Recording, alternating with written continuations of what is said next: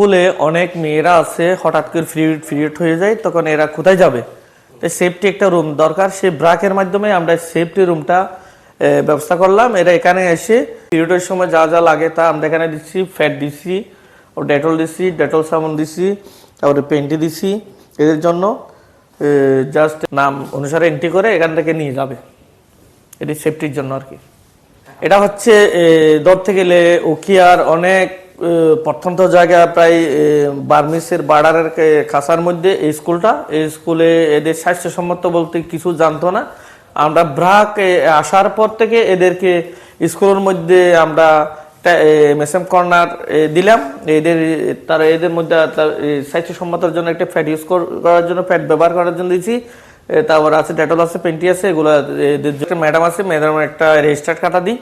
এদের মাধ্যমে এটা একটা 5 টাকা করে ওটা কিনে নেবে, পরবর্তী 5 টাকা করে যোগ করতে, তো ওই যখন টাকাগুলো হবে যখন ফ্যাট শেষ হয়ে যাবে ওই টাকা দিয়ে ওরা আবার রিফিট আবার ফ্যাটগুলো করে নিয়ে আসে এখানে রাখবে।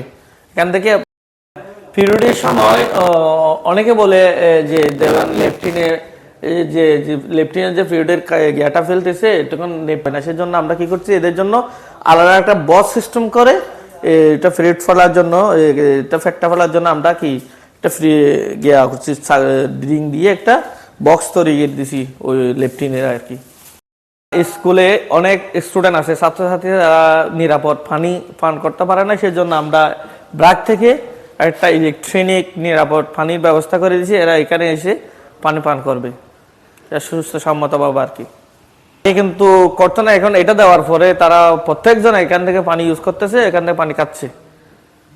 উদ্দেশ্য হচ্ছে এমএসএ কর্নারটা বিভিন্ন অপরিষ্কার রাখছিল এরা, আমরা পরিষ্কার করে দিচ্ছি। আর এখানকে যেগুলো লেবার নিয়ে আসে এগুলো পরিষ্কার করতেছি, আর বাথরুমগুলো পরিষ্কার করতেছি, তাদের সুস্থসম্মতভাবে যাতে আমারটা করার পর ওরা যাতে পরবর্তী ওরা নিজেরাই প্রোভাইড করে কাজটা। সেজন্য আমরা সপ্তাহ অথবা 15 দিনে আমরা এই কাজটা করে থাকি।